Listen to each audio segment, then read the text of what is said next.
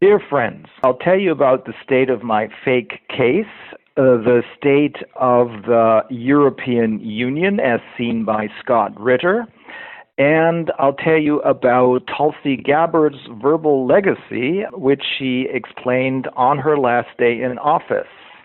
And I'll tell you about an executive order President Trump signed already on December the 21st, 2017, in his first term in office.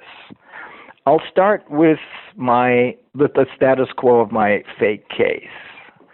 Part 1. We have filed this is called an immediate appeal against the strange but not unexpected ruling of a judge in Hanover denying our motion for a preliminary injunction, which accompanies the civil case, the indestructible civil case that is still pending before the court in Hanover. But the immediate appeal is now before the district court in a town called Celle, C-E-L-L-E. If you're interested, you can read it as we have run it through Grok or some other AI for translation, I hear.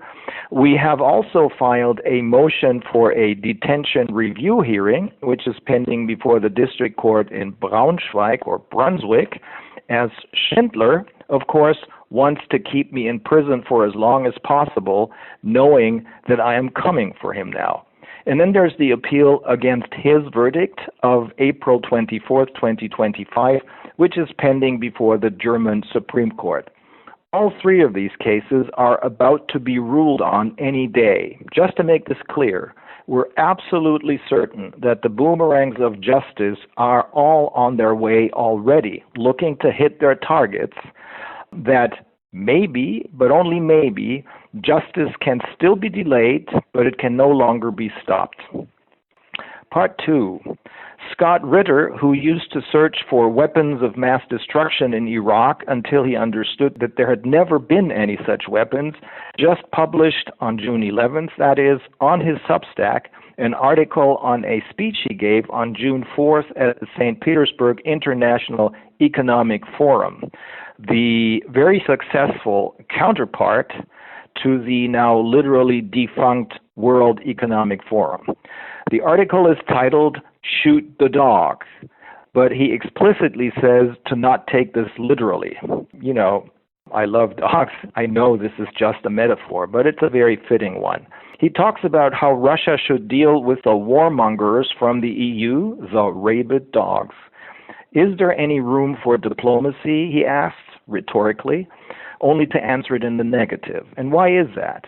He says that the EU, as opposed to the US, where the moral compass still functions, is nothing but an empty shell now, that the US is no longer there to protect and help them.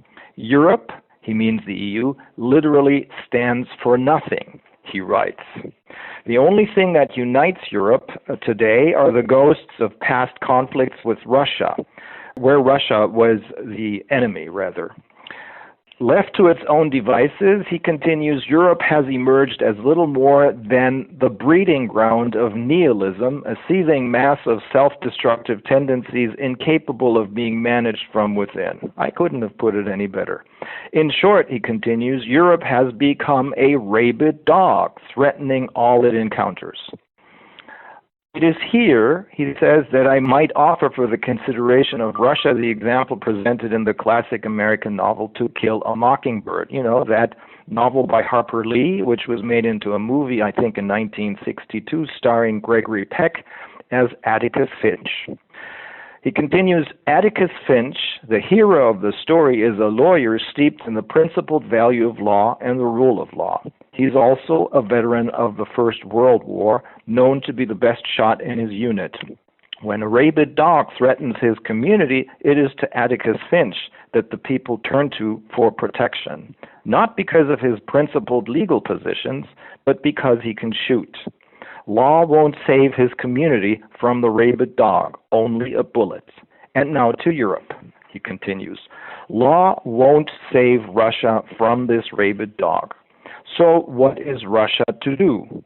Shoot the dog. Once again, he warns people to not take this literally. It's only a metaphor. But He says, the European dog can be eliminated by simply refusing to recognize it as an entity worthy of diplomatic engagement. The fiction of European unity is the glue that holds together the fantasy of European military relevance. The reality is that Germany cannot fund its militaristic fantasies, neither can the United Kingdom nor France. Russia should simply encourage the dissolution of NATO, the retreat of America from Europe, and the inevitable collapse of the European Union itself. The political and economic elites, he continues, that govern Europe today are the problem, not the solution. Many of the worst offenders, Merz of Germany, Macron of France, Starmer of the United Kingdom, see the clock running out on their political relevance. Russia doesn't need to do anything other than allow Europe to stew in a pot of its own construct, boiling away all that it hoped and aspired to be until that all that is left is an empty chamber of steaming nothingness. At some point in time, the individual nations that occupy the European continent will awaken to the fact that the European stew is little more than a recipe for their collective demise, and they will opt out of this madness. This point in time, I want to add to Scott, whom I interviewed a few years ago, is right now. Part 3. Tulsi Gabbard. On her last day in office as Director of National Security, she spilled the beans on the pandemic and on Anthony Fauci, corroborating everything that RFK Jr. wrote about him in his best-selling book, The Real Anthony Fauci. In that book, he explains, and she corroborates this, that he illegally, of course, spent the American taxpayers' money on biological warfare against both his own people and the rest of the world.